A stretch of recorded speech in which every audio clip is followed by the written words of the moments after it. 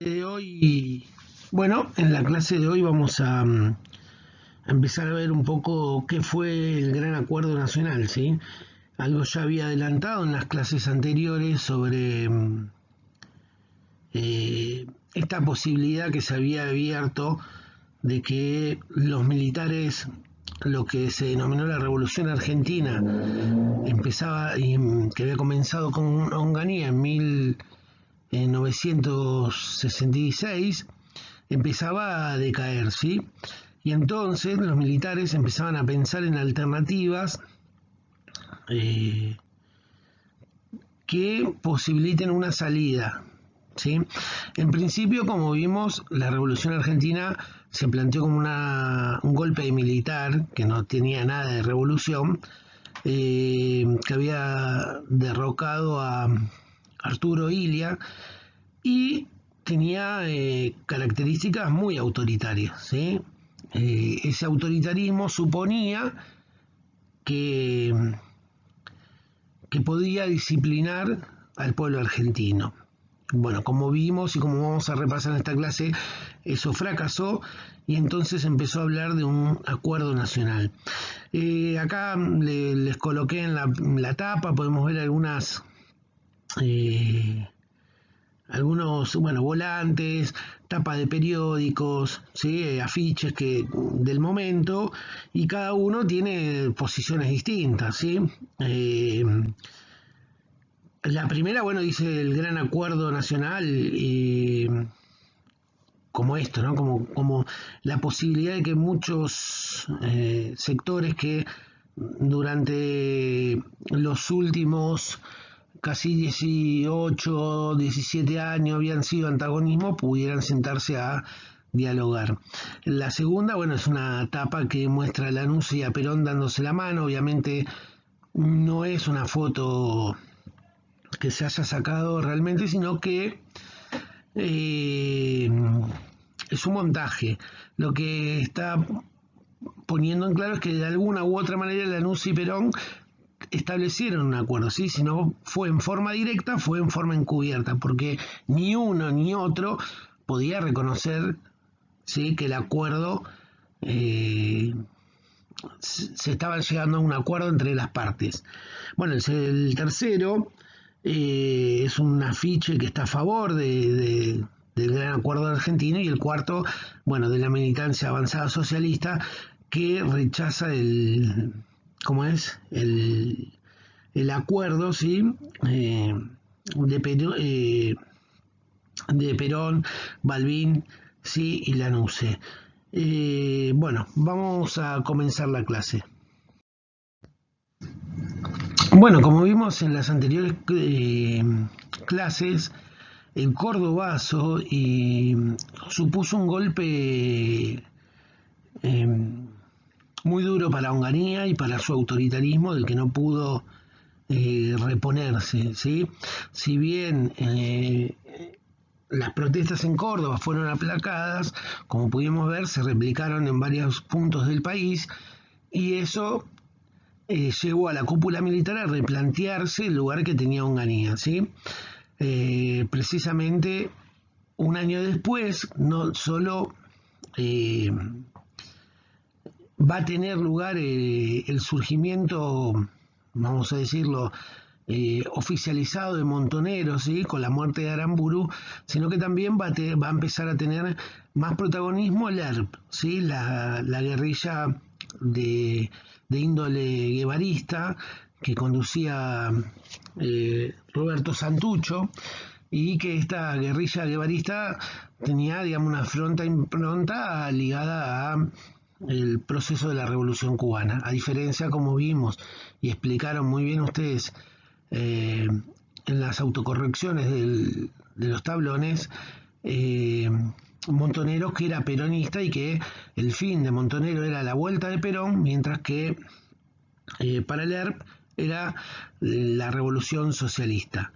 Eh, Estos dos emergentes hicieron que el autoritarismo se replanteara en su conjunto, porque estaba claro que ante un régimen tan estricto y tan autoritario, en vez de aplacarse las masas y en vez de desmovilizarse, cada vez se movilizaban más y cada vez estaba más cerca la posibilidad que los militares temían, que era, por ejemplo, un estallido revolucionario. Entonces, en 1970 en 1970 va a dejar de ser presidente eh, Onganía y va a ser sustituido por Levington. Bueno, como les venía contando, Levington asume en 1970, reemplazando a Onganía, en una continuidad de este proceso que los militares denominaron Revolución Argentina, y como venimos viendo ya desde la Libertadores, no eran revoluciones, sino que son golpes de Estado, ¿sí? Autoritarios que, bueno, intentan disimular ese carácter detrás de la fachada de una revolución. Bueno, Levington va igualmente a implementar algunos cambios con respecto a los que a los de su antecesor Onganía, ¿sí? Por ejemplo, va a designar a Aldo Ferrer como ministro de Economía. Aldo Ferrer es un economista muy reconocido en la historia argentina, sobre todo del 70 hasta nuestros días. Ha escrito un libro muy famoso que se llama Vivir con lo nuestro, donde él plantea que Argentina podría desarrollarse solo viviendo, produciendo y consumiendo lo que tiene como recursos y como naturales y como, bueno, posibilidades. Cuestión que, bueno, está en debate si en un mundo tan globalizado un país puede, no sé, desarrollarse con sus propios métodos. Y sobre todo capitalista, ¿no? Globalizado y capitalista. Bueno, Ferrer también como es, sido líder de un grupo de economistas que también tuvo mucha influencia, que se llama el Grupo Fénix, ¿sí? Y bueno, ha escrito innumerables libros, artículos, yo cité el más importante. Ferrer implanta lo que se va a llamar el compra argentino, y acá vemos un cambio bastante importante con relación a la política económica que venía desarrollando Onganía, de tilde más liberal, ¿sí? Y más ligado a los mercados extranjeros, ¿sí? Entonces, eso hace que, bueno, tenga una política más de carácter nacionalista, la de Levington y impulsada por Ferrer, y esto va a traer sus consecuencias, porque de a poco van a ir algunos sectores ligados al capital financiero, la UIA también, empiezan a boicotear estos acuerdos. Este compra argentino también va acompañado por otra propuesta de Levington, que es poder llegar a un acuerdo con las distintas tendencias políticas bueno, con los partidos políticos. En general se llama los más importante entre comillas, no es una palabra que esté bien utilizado, los más mayoritarios, ¿sí? En la fotito que tienen ahí abajo se ve a Balbín, que fue un líder del radicalismo desde el 55 hasta bueno, en el 83 falleció, 82 creo que falleció, perdón, en el 80 falleció. Hasta ese momento va a ser una persona que va a estar va a ser el líder de la Unión Cívica Radical, y recién en los 80 el que va a surgir como líder es Alfonsín. Bueno, Balbín está en la foto con Paladino, que es el delegado de Perón, ¿sí? En esto que se llama la Hora de los Pueblos. También hay un libro que escribe Perón al respecto. Es una entrevista en realidad que le hace un cineasta que también está documentado se llama Pino Solana, también muy conocido, y que pueden buscar, indagar si les interesa profundizar el tema porque es muy popular. Eh, pero bueno, o sea, lo que quería era un acuerdo además entre el sindicalismo y parte ¿cómo es? Del empresariado. O sea, llegar a ese acuerdo entre empresarios y sindicalistas, radicales, peronistas, ¿sí? Y este compra argentino eran como las propuestas más importantes de esta presidencia. Ahora eso no se llevó a cabo, sí, empezó a tener, como yo les anticipaba antes, Levington empezó a tener varias cosas. Primero que el accionar de las guerrillas iba cada vez más en aumento, ¿sí? Y por otro lado también su propuesta de compra argentina empezó a tener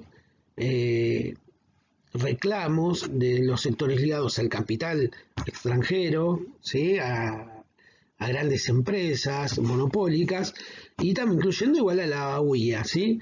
Que empezaron a boicotear el acuerdo. Y finalmente, bueno, ahora vamos a ver, en 1971, ven que es 70-71, duró muy poquito su mandato, vamos a ver que, bueno, va a renunciar, pero antes vamos a ver un episodio que va a terminar de definir el gobierno de Levington, que es el Viborazo. Bueno, en febrero de 1971, el gobernador de Córdoba, Uriburu, va a asumir y va a declarar que su objetivo era, bueno, disciplinar la provincia. Y lo hace de un modo como categórico, indicando de que esperaba que Dios le dé fuerza para terminar definitivamente con la víbora. Las palabras que usó es: ojalá que Dios me dé fuerza para cortarle la cabeza de un tajo a la víbora. La víbora en este caso sería el movimiento estudiantil y de trabajadores que desde el Cordobazo venía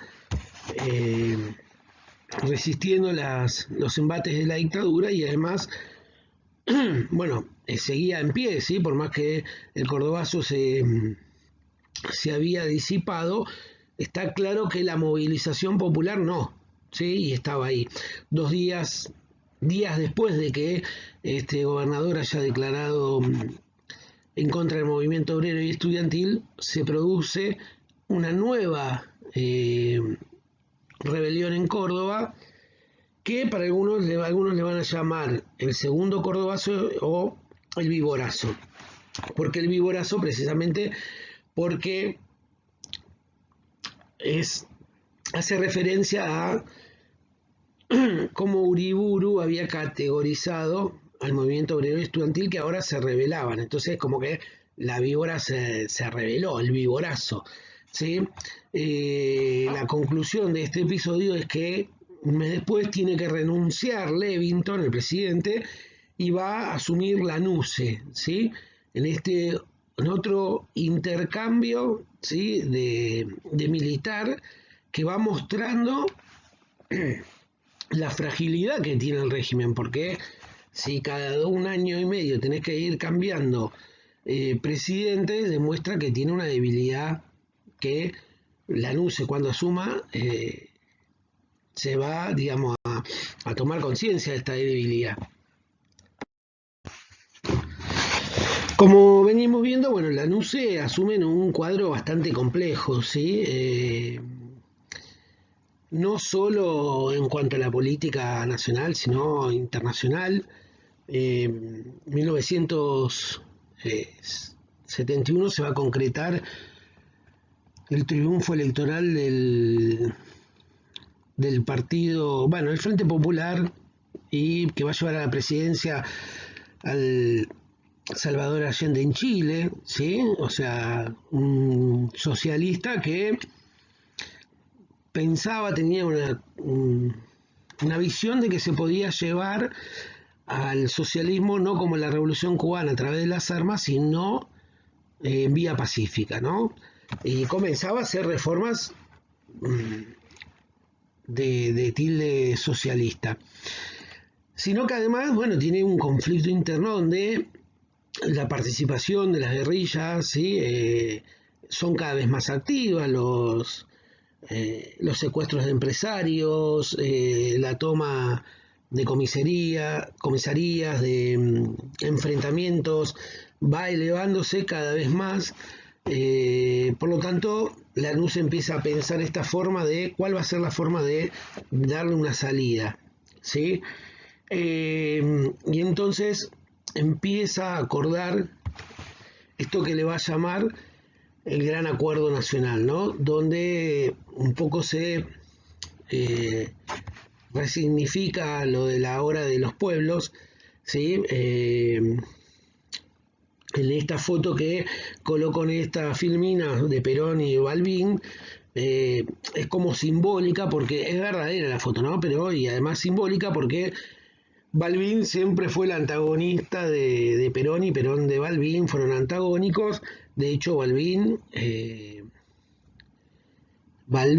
se convirtió después de este acuerdo y después de algunas relecturas de la historia que para mí dejan mucha duda en un campeón de la democracia cuando en realidad él apoyó el golpe de Estado contra Perón, ¿sí? Pero bueno, este era como simbólicamente un paso de aceptar a Perón, y Perón, como vamos a ver más adelante, va a cambiar su frase de para un peronista no hay nada mejor que otro peronista por la de para un argentino no hay nada mejor que un argentino. Es decir, son gestos que hablan de este acuerdo, ¿sí? Que como dijimos, no todos van a aceptar, ¿sí? Hay un sector de la izquierda que había conducido el Cordobazo, entre ellos Agustín Tosco, que va a poner muchas reservas este, a este pacto, ¿sí? Y después tenemos, bueno, las guerrillas. Por un lado, el ERP obviamente ve a Perón no como un paso hacia el socialismo, sino como eh, un salvataje del capitalismo, es decir, el tipo que viene a calmar y a pacificar, ¿sí? Uno dice, bueno, está bueno pacificar, bueno, en ese contexto donde emergen distintas, como es, vertientes violentas, bueno, hay que ver qué es pacificar y a qué costa se va a pacificar, porque como vamos a ver, el tercer gobierno peronista no va a ser nada pacífico. Pero digo, esa salida democrática, ¿sí? No supone, según el ERP, una salida hacia el socialismo, sino todo lo contrario, una política más conservadora y de permanencia del capitalismo. Para Montoneros ve con expectativa porque obviamente el regreso de Perón simboliza para ellos la posibilidad sí cierta de ese socialismo nacional. Algo que también quería destacar es esto, es decir, Aramburu, iba a decir, Lanuse, me equivoqué, Lanuse va conformando este acuerdo nacional, pero como vimos también, Perón se encargó de alimentar, digamos, el accionar de Montonero. Es decir, hablaba de la juventud maravillosa, del socialismo nacional, es decir que, ¿por qué? Porque el ascenso de esos grupos de presión, ¿sí? Suponían la debilidad, como estamos viendo, del gobierno de la dictadura. Más débil está la dictadura, más posibilidad hay de que se concrete el regreso de Perón. Este acuerdo también va a tener sus ribetes, es decir, no va a ser un acuerdo explícito, por ejemplo, entre Perón y Lanuse, por eso le decía que en la tapa, ¿sí? Que yo puse en la primera filmina es simbólica, ¿no? Porque en realidad el acuerdo nacional establece que va a haber elecciones, ¿sí? Pero que no puede, bueno, hace como trampas. ¿Para qué esas trampas? Para que Perón no pueda ser partícipe de esa elección, ¿sí? Porque obviamente para la ANUCE, o para el sector que está representado con la ANUCE, le dirían, la ANUCE, vos permitiste el regreso de Perón, ¿me siguen? Entonces, pero obviamente ya la ANUCE sabe que va a asumir otro gobierno peronista y que en tiempo más tarde Perón va a volver y va a ser presidente. Y por el otro, bueno, el peronismo acepta estas directivas con tal de que haya elecciones. Porque también sabe lo mismo, ¿sí? Que vamos a poner un candidato que va a ganar y va a permitir el regreso de Perón y finalmente sí la vuelta a la presidencia. Entonces, ese acuerdo decía que había que, para ser candidato a presidente, había que haber vivido los últimos años en el país y claramente hacía 18 que Perón estaba exiliado y no podía ser candidato, ¿sí? Entonces, se acuerda el llamado a elecciones. El acontecimiento que va a dar fin al gobierno, no fácticamente, digamos, no de hecho, sino que va a dar, definitivamente va a tomar conciencia la ANUCE que tiene que plantear una retirada y confirmar el gran acuerdo nacional, es lo que sucede en la ciudad de Trelew, ¿sí? En el penal de Rawson, que era de máxima seguridad, había detenido gran parte de la cúpula de Montoneros y gran parte de la cúpula del ERP, ¿sí? Saben que las guerrillas en Argentina, si bien se iban teniendo cada vez más, más participación, más acción, no eran tampoco grandes guerrillas porque las cúpulas estaban, por ejemplo, presas para estos años. Y entonces, entre la cúpula que había, por ejemplo, por Montonero, Firmenich, Bacanar Baja, ¿sí? Por Falp o Taseski, por el ERP estaban Santucho y Gorrera Merlo, y otra decena de guerrilleros tanto del ERP como montoneros. Se planea se planea una fuga, ¿sí? Del penal de Rawson que se va a dar el 22 de agosto de 1972. En esa fuga logran irse varios, ¿sí? Guerrilleros, y es más, habían acordado con, por ejemplo, Tosco, Agustín Tosco, que estaba preso en el mismo penal, pero Tosco decía que, bueno, que él no se iba a escapar porque la situación era distinta, es decir, él pertenecía a un sindicato que mantenía cierta legalidad, mientras que Montoneros y el ERP eran organizaciones clandestinas. Bueno, se produce la fuga, entonces viajan de la ciudad de Rawson hasta Trelew, donde estaba el aeropuerto, ¿no? Entonces llegan y justo estaba saliendo un avión y llegan los primeros, la cúpula de ambos movimientos guerrilleros, y esperando que llegue el resto para tomar ese avión, ¿sí? Que iba a destino a donde ellos lo lleven, ¿no? El avión obviamente era un avión civil, ¿no? No los estaba esperando. En la fuga, el resto de sus compañeros se retrasa y entonces deciden que la cúpula de Montoneros y el ERP partan ese avión y el resto iba a tomar el avión que seguía. Sí, el tema es que los vuelos en esa época en Trelew no eran como lo que son hoy, sí, sino que la frecuencia era mucho menor. Cuando llega el resto de los guerrilleros al aeropuerto de Trelew, ven que sus compañeros ya se habían ido, ¿sí? Entonces deciden tomar el aeropuerto, ¿sí? Llega, bueno, la policía empieza las negociaciones, ¿sí? Y ¿cuál es el acuerdo al que llegan? Es que se entreguen, que vuelvan al penal, ¿sí? Y se le iba a respetar la vida, etcétera, etcétera.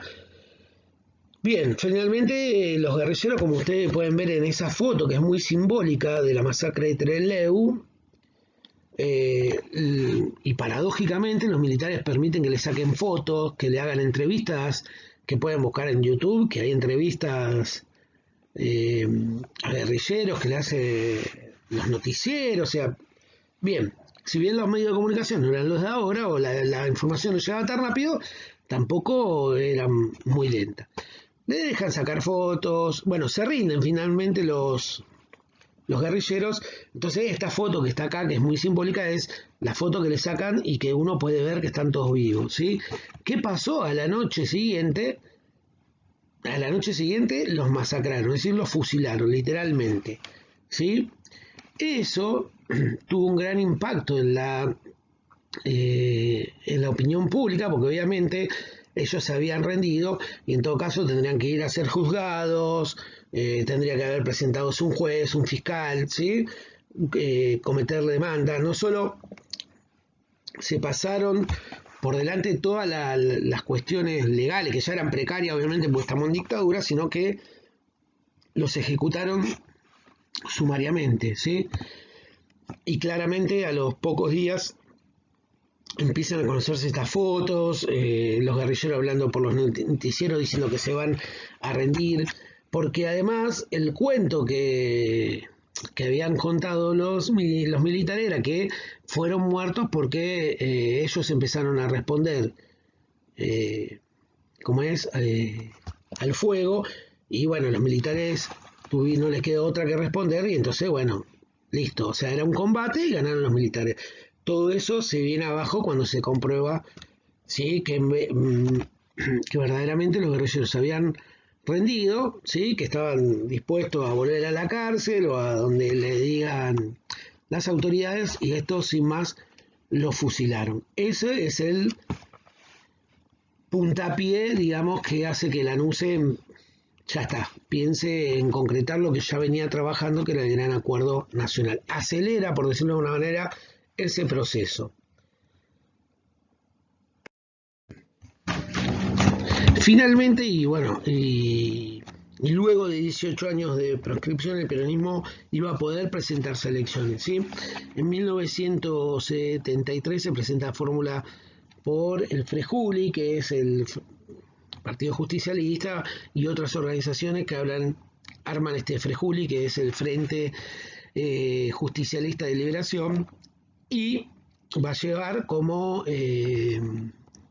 candidato a presidente a Cámpora, un odontólogo que siempre fue desde la primera presidencia diputado del peronismo, después fue delegado de Perón, obviamente se exilió, volvió al país como delegado de Perón, bueno, y Cámpora era una persona más ligada al peronismo de izquierda, ¿sí? Claramente, de hecho, Montoneros y la juventud peronista le decía cariñosamente el tío.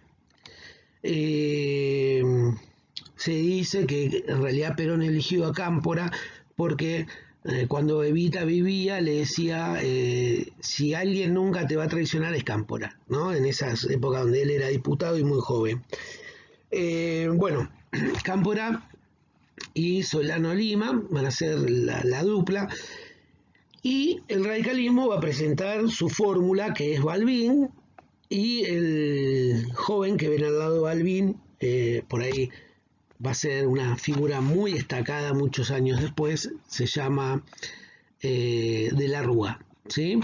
De la Rúa fue el vicepresidente, fue el candidato a vicepresidente por la fórmula radical junto a Balbín. Y bueno, se concreta la victoria del peronismo, ¿sí? Y bueno, a partir de ahí se abre un espacio para, como dijimos, que se empiece a preparar la vuelta de Perón, ¿sí? En la próxima clase vamos a ver en la presidencia de Cámpora, ¿sí? La vuelta de Perón, y finalmente cuando Perón accede a la presidencia por tercera vez. Bueno, espero que les haya gustado y me comentan si les parece buena esta forma de trabajar, si no, si prefieren que la cambiemos. Siempre recuerden que estoy dispuesto a que ustedes me hagan sugerencias. Lo mejor me parece que es que podamos llegar a acuerdos y, y ver de qué manera podemos llevar adelante las clases virtuales para que nos quede cómodo a todos. Bueno, saludos, buen fin de semana y hasta la próxima. Bueno, para la clase de hoy van a hacer la siguiente actividad, que la vamos a resolver como venimos trabajando las últimas semanas. Es decir, esta semana yo presento la clase, la semana que viene, en el tablón de Classroom, ¿sí? Vamos a ir, yo voy a dejar o a colocar esta misma consigna y abajo vamos a ir interviniendo, ¿sí? Seleccionan una filmina, vamos a suponer que yo elijo el víborazo. Entonces voy comentando qué fue el víborazo, dónde sucedió, cómo, qué implicancias tuvo, qué consecuencias provocó en la política nacional, etcétera, etcétera, etcétera. ¿Sí? Una sola filmina, ¿sí? Le ponen el título y ahí me hacen un breve informe. ¿Quieren agregarle más información, buscar video? Ustedes pueden buscar la manera que más sientan que, no sé, que se les ocurre y que tengan ganas de desarrollar. Sí, es bastante libre en ese sentido el trabajo. Si hay algún inconveniente, si no se entendió, me pueden escribir o al Classroom, me mandan un mail o me mandan un WhatsApp, ¿sí? Bueno, ahora sí, buen fin de semana y hasta la próxima.